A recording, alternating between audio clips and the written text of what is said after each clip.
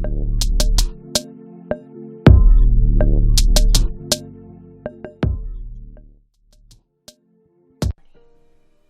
Glow Getters, it's your girl Ariel Rose. And I'm Khadija J. And welcome back to Grind and Glow.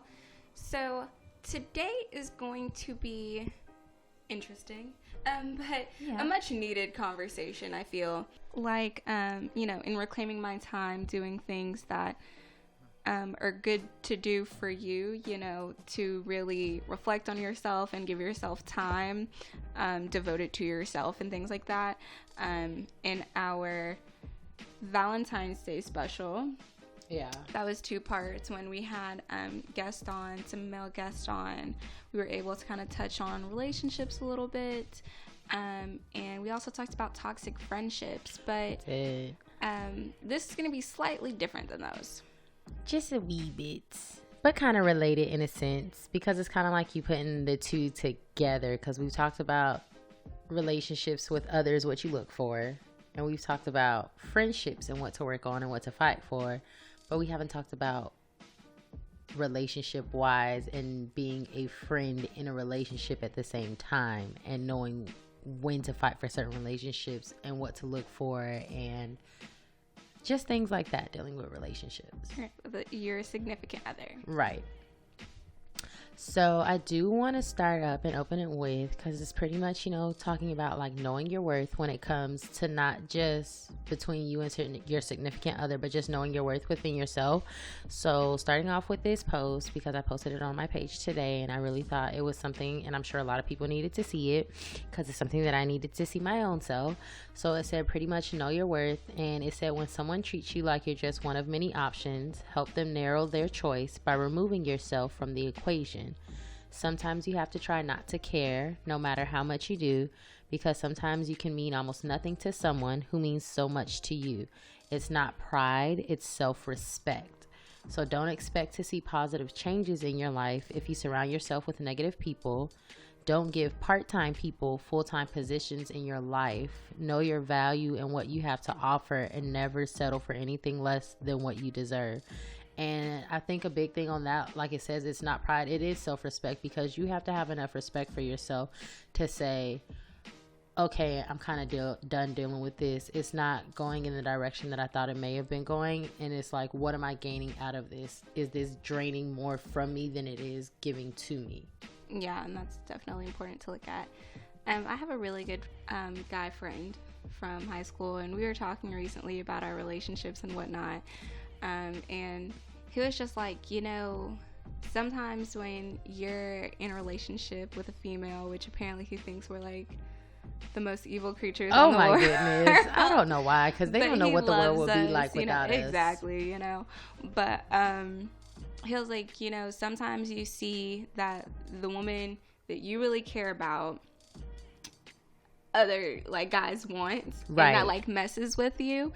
And he's like, as a young guy, it's kind of hard to learn how to like understand your feelings as opposed to just shutting them out at first. Right. And I thought that was, like big of him to say, and he was like, we see that there's like other guys that can give you other things, and we may want to give you the world, but we just can't at the moment. I think that's really important for us to recognize. When we're in this such fast-paced world right now, and we just want things quick. We do. Without the hassle, and sometimes we give potential too much credit, and sometimes we don't give it enough. And I think that's the hard part that we're in right now, is that you can't necessarily view someone solely on their potential, right? Because you can see potential in someone, but they don't see it in themselves. Exactly. And then it's you're at a standstill. Exactly. You're just sitting here looking like... Exactly. But then there's also, you see someone has potential, and helping them to get there. I think a lot of relationships in the past have been about building one another and sharpening one another and allowing them to really gain their full potential. And now we're kind of just expecting to come to the table with a finished product. Yeah, pretty much. Yeah. It's like, if you ain't got it, if you're missing this, that, and the third, like, you need to go back and try it again. Right. You ain't got it. Like, right. it's like we need to start asking more like what's wrong than keep that same energy. Right. It's like things like that. Right, pretty much. Because it's like you never know what that person may need to work on, because you don't even know what you need to work on in your own self, because you expect that person to already come put together. Right. And it's like if you think like that, then it's like when they start seeing the flaws in you, it's like you can't get mad at them when they get upset about certain things, because you didn't even check your own self and see if you were even ready for this. Did you have everything that you needed to come to the table? While you were asking, did they have what you wanted them to have while coming to the table? Right. I seen this post that was like, this generation of guys were like, who were raised up by their moms. So I guess it was talking about like single guys from single moms. I feel like I know what you're talking about. It was like moms taught them how to like cook and clean, so they don't need a woman, or what do they need a woman for? Like a woman needs to come with more than just that at this point. Yeah. And so it's like, so what else do you bring? Right. You know, besides what's between your legs, you know, at the end of the day. Right. Like what makes you different, you know, and what do you genuinely, you know, bring to the table? Right. Yeah. That was a little segment. But so I guess just to take y'all through this, so kind of how I opened up talking about self-worth and, you know, just saying what that was. So you can't have poor self-worth, because for one, if you don't know what your own self-worth is, how do you expect someone else to see that in you if you can't even see it in yourself? So pretty much with that, that's something that does trap us in bad relationships, and like it sabotages new relationships, and it causes like you to feel like just so distraught, certain people to feel just so distraught once relationships end, because it's like some people, they'll be in this relationship and they'll just feel like, oh my gosh, it's the end of the world once it ends, and they just start to question like, what did they do wrong? Is it something they did? But then it's like you got to take a step back and like, is it something that you really did? Like maybe it was just time for that relationship to end. Like y'all outgrew each other. That doesn't mean necessarily there was something wrong with that person. That doesn't mean it was something wrong with you. Right. But when you start thinking like that, it's like, okay, do you know what your self-worth really is? And then it's like people like that, they get so heartbroken that they jump from relationship to relationship to relationship. Absolutely. I was about to touch on that. You still don't even know your self-worth. You haven't learned to love yourself first and know what you need and put yourself first. So how can you expect someone else to give that to you when you don't even know what it is that you need? Absolutely, because it's so important to take the time after, especially a long relationship, to not jump into another one immediately. You need that time, first of all, to really come to terms with the fact that one of those relationships, you know, your relationship is over. And so commonly we think that the way to get over someone is to get with someone else. Yeah. And that's just not the case. It ain't it. Because then you first of all, you still have emotions for the last person. Exactly. No matter how it ended, because hate is still an emotion. Even if you think you left the relationship hating them and never wanting to speak to them ever again, you're still taking that hatred and those emotions, and it's like you're putting energy into that, and it's going to affect that new relationship that you're in, because it's like now that person knows, okay, you still have feelings for this person. It's like every time something happens, you relate it back to this person. It's like you compare certain things in your current relationship to what did or didn't happen in your previous relationship, and then it's like, okay. And I think that's what our generation gets so harped on too, because it's like no one, like they say, no one wants to be in a relationship because they're so afraid everybody just gonna hurt everybody. It's like you have broken people coming into relationships with people who are ready, or people who think they're ready. Right. And so it's like one end may be broken, one end may be halfway like jagged, there. right. One end may be so ready, but the other end's not. And it's like no one actually discussed that, and the puzzle pieces just don't come together, right? And we're forcing it puzzle together pieces as that time don't goes go by, together, right? Instead of just sitting down and talking about it, like. And I think that's something that a lot of people in relationships, I think if people talked about like why your last relationship actually ended, it would help a lot of future relationships, because it's kind of like you said, that would take a lot of honesty. It would That's take a honesty, whole nother discussion. But with that, I feel like not just like the whole thing, but just like how you said, you always have those emotions. Yeah, it's kind of like you're not talking about it and letting it out, so no one wants to talk about it, and it's just like you just get in a relationship, right? It's no progression. Right. You don't know what that person may like. You don't know what went wrong in the previous relationship. And you had said something like knowing what you need. Right. And that's really important because that's a factor that we overlook all the time, especially, you know, because we get so focused on how to make someone else happy that we're in a relationship with, that when we are unhappy in the relationship, we automatically put it on them. But if they don't know how to make you happy, then you can't, you know, fully put that on that person. And then it's kind of like when like a guy or girl asks, what is it that you look for in a relationship? People always kind of like go to materialistic things or like features or like just the basic, like someone that can make me laugh or stuff like that. Mm-hmm. But when someone asks you that question,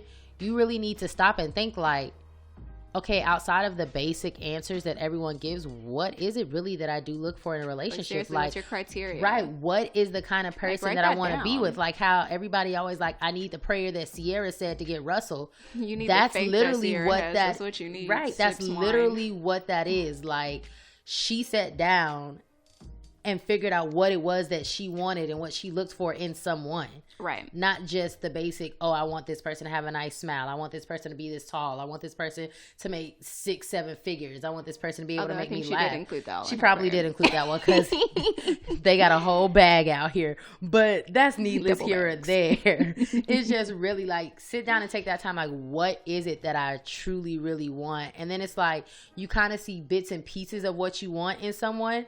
And so you feel like, okay, that's just enough. That's not enough. You can't just take bits and pieces and try to build a guy or build a girl. That ain't how life works. Build-A-Bear. Right. It's not Build-A-Bear. It don't work like that. Build a woman.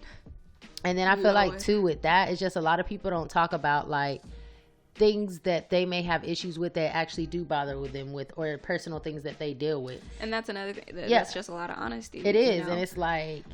And we're scared to be honest. We are. You know? Because that even... You know, because one of the questions that someone wanted to ask us was, which it came from a guy, but it was, do you prefer to be lied to be protected, or told the ugly truth? And I think that we're way more, we throw this question off because we're like, of course we don't want to be lied to. But the thing is, honestly, sometimes we probably wouldn't mind being lied to. But, you know... It's a very sticky, blurry line where that lies, and it's like you might want to be like, oh well, it depends on what it is, but you don't know what it is until it's already happened. Exactly. And so then at that point, the situation's really just SOL. Yeah, it's a lot. Like it really is. But like I said, at the end of the day, when it comes down to it, you have to know what you're willing to put up with and deal with. But I think it also plays a lot into our parents as well. You know, our generation has grown up with far more divorce than generations before us. And I think that has seriously impacted us. And while I have not experienced that, I have seen how it affects people. And whether it's positive or negative, because I've seen it be where people are like, oh, it's one and done because I didn't see that. Or people are like, oh, divorce ain't a thing. We can get divorced any day because they seen it done. So it's really just how we're turning it. But I think there's definitely a generational difference in, you know, like what we saw our parents doing and what we're trying to accomplish. But also too, I mean, a lot of older generations had far less divorce. They did. So maybe we need to, you know, look at what they did and how they went about relationships and communication and whatnot in order to, you know, really get back, you know, to and I mean, basics. I feel like it's really what you just said, communication, honestly, because it's like back then, if you think about it, when they got into arguments or things didn't go right, it's not like they just got up and left and walked out and they just called it quits. Well, not even necessarily that, but they didn't have social media outlets to go to for people to boost them on whatever they were upset about. That is true as well. And it's like they actually sat down and talked about stuff. They may have been mad and not talked for a minute, but at the end of the day, when it came back around to it, they talked about it. They said what was bothering them, and maybe they said what's bothering them. I don't know, but I just feel like that communication does play a part in it. I feel like they talked more about situations instead of just letting it get so far where you just was like, excuse my language, fuck it, pretty much. Like, Yeah, I was watching Blacklist on Netflix, which a couple people recommended it to me, and shout out to anybody that recommended it to me. It's so great. I'm like on season 3 now, but you passed me because I was binge watching it with someone, but we're not even gonna go there, so I just took off with the show. But carry on. Oh my goodness. Anyway, but yeah, in one of the scenes, like a girl was asking one of the main characters, she was like, how do you feel about love? And he was like, love is an acquired taste to me. And I thought that was such an interesting statement, because I think that so many of us have gotten to the point where we're like, oh, we're not going to let things hurt me. And, I'm going to be cold-hearted. If you do this, I'll do this too. Right. It's a lot of, It's a lot of, I've been hurt before so much, and so I'm just not trying to do this again. Right. It's like when I was saying, saying what's wrong, not keep that same energy. Right. It goes kind of back to that. Because it's hard to learn how to love, honestly, and that's a discussion within itself. Like, love is a real tricky thing, and it comes in all different shapes and sizes for different people, whether it's a healthy way or not. And love is a really, really tricky thing, because sometimes you don't realize, you might think you're in love. Right. But what you're actually in love is with the thought of that person. Right. And not the actuality. Not the reality. Yeah.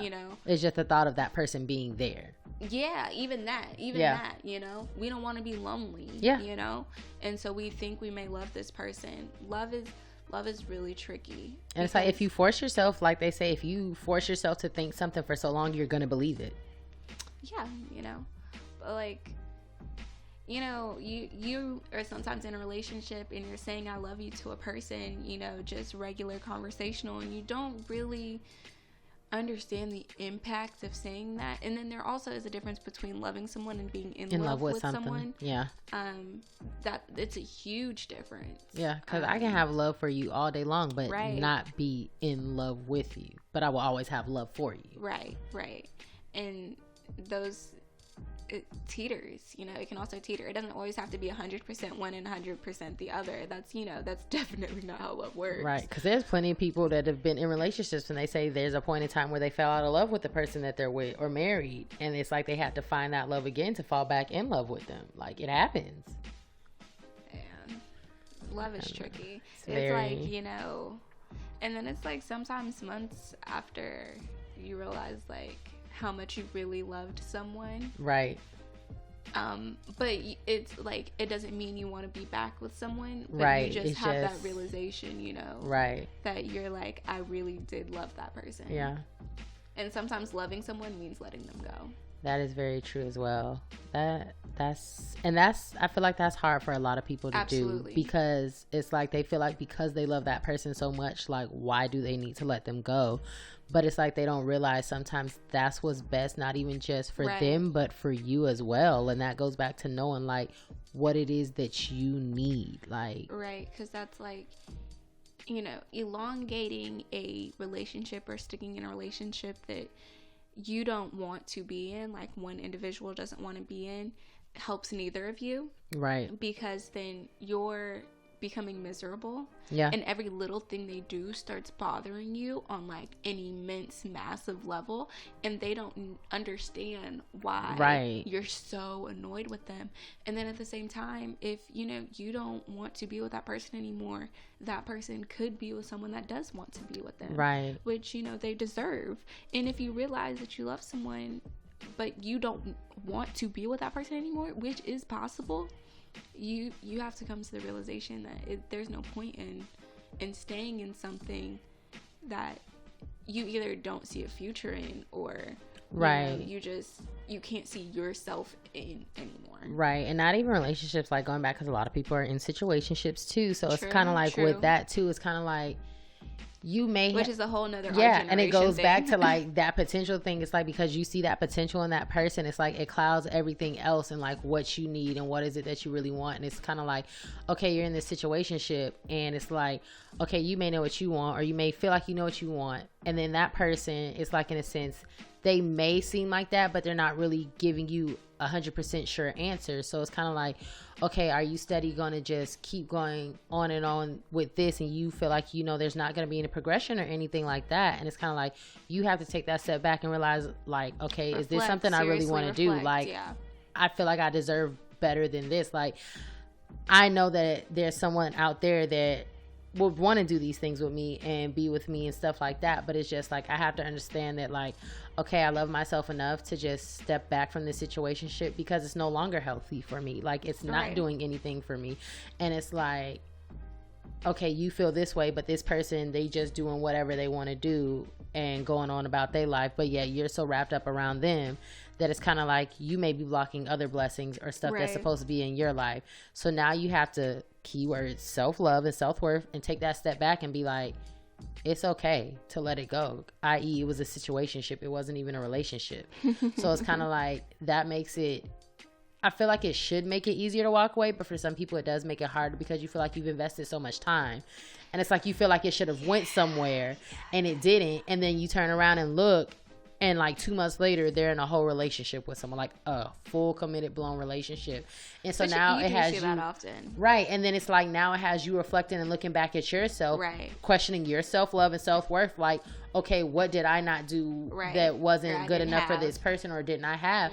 And it's like, you have to take a step and realize it's not that you didn't have something or something that you didn't do. You just weren't that person for that person. That's it. It's not that you're not worthy enough. It's not that you're not enough. You just weren't the right person for that person. Right. And when people understand that, it'll make things so much easier to cope with and figure out, okay, well, I can move on from that. That just wasn't meant for me. Do you think that our generation is quicker or slower to get into relationships?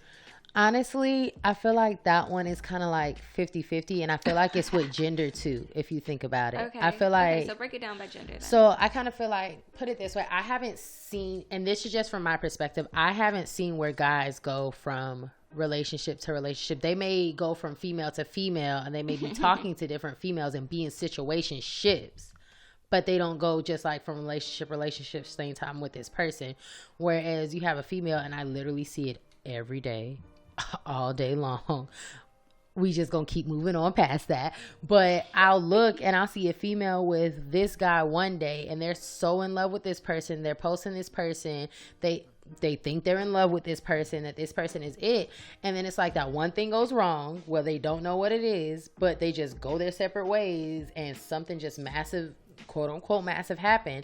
And now all you see is, fuck this, I don't want to be in a relationship, stuff like this, blah, blah, blah, blah. And then you turn around and you blink an eye and they're in a relationship with a whole nother person. And it's kind of like, I feel like it's a little bit different when it comes to females, because I feel like we do question and judge ourselves so much. Like, why weren't we enough? What did we do? And we're trying to figure out what we did wrong and how to make it better in this next relationship.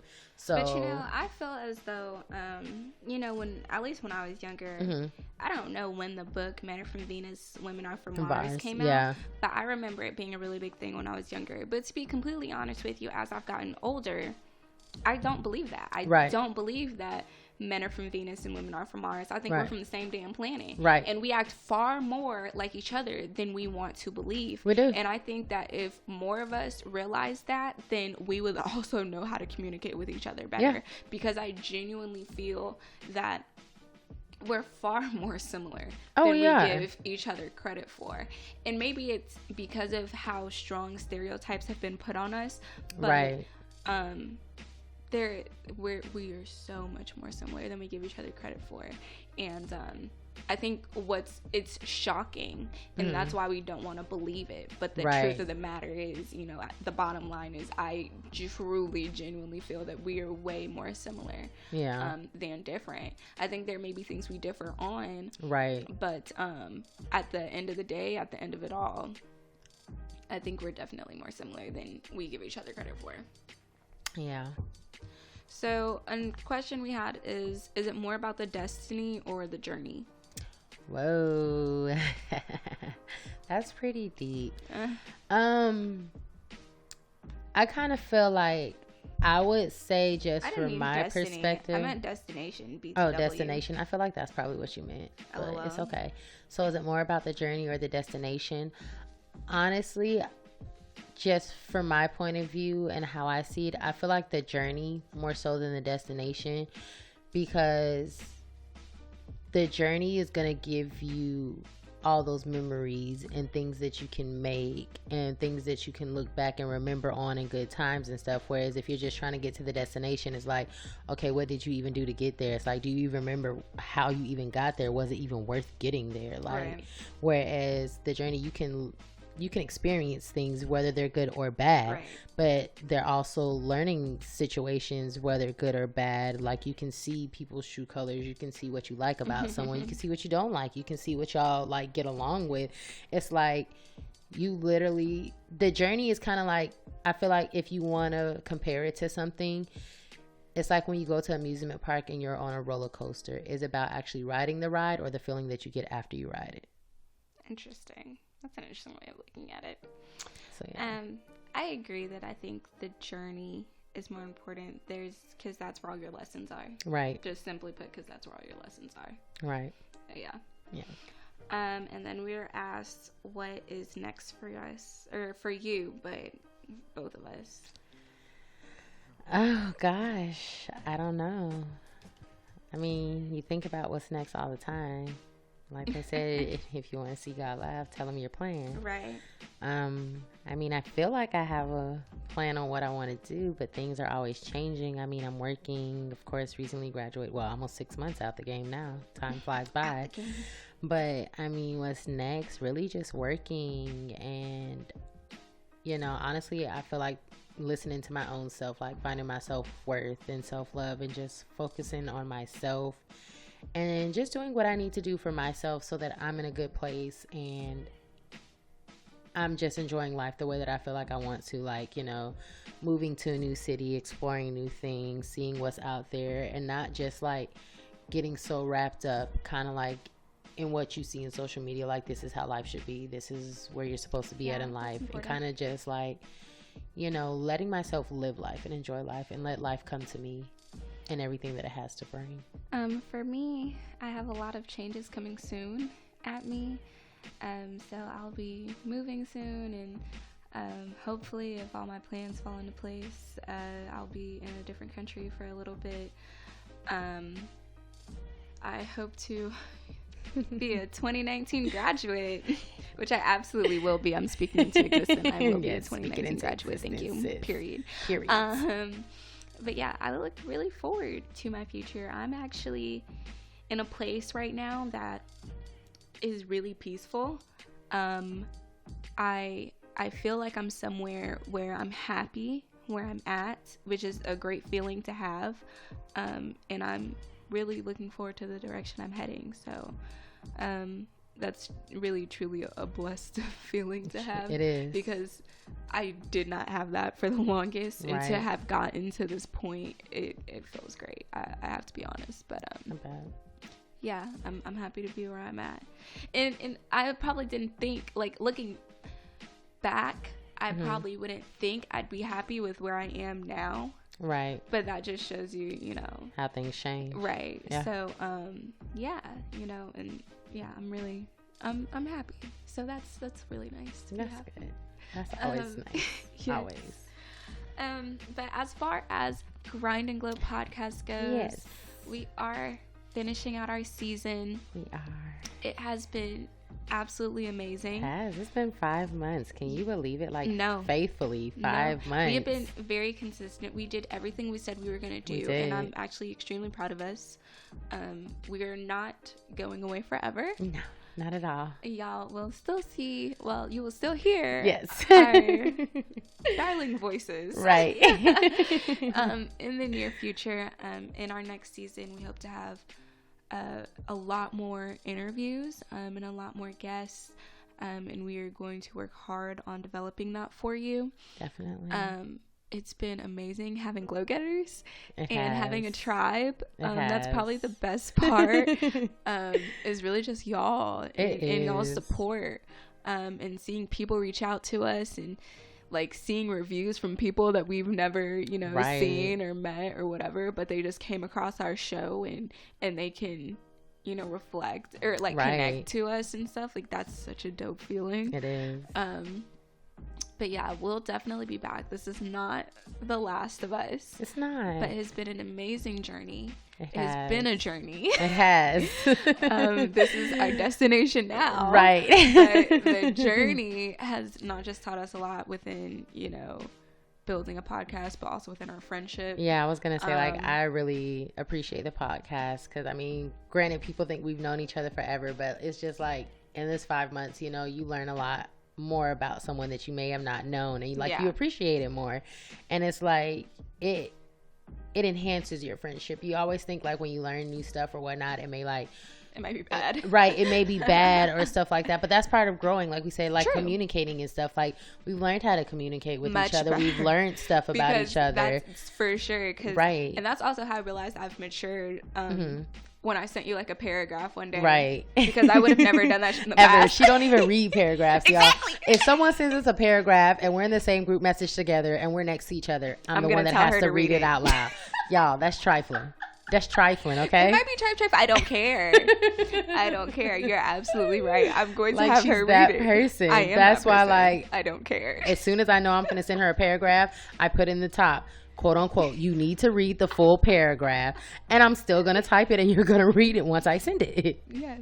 I'm that person. I don't care. Send me a voice memo. Voice memos are great. They're really actually wish wonderful, people y'all. would use them more. They're wonderful. Use voice memos. But so yeah, that has been a kind of surprise.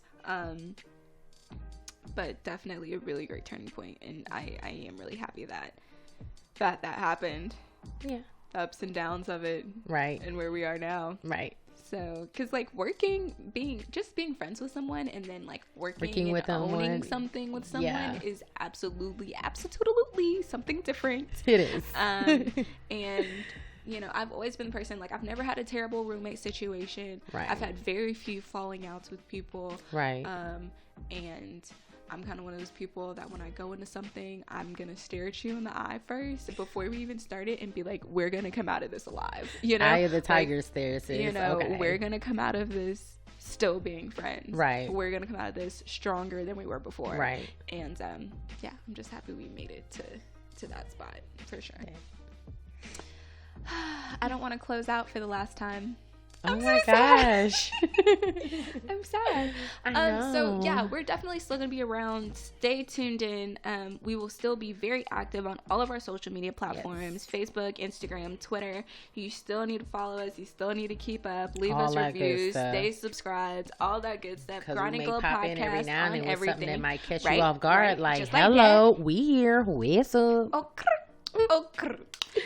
So, yeah. Definitely, we're Grind&Glow Podcast on everything except Twitter. We're Grind&Glow Pod. Yeah.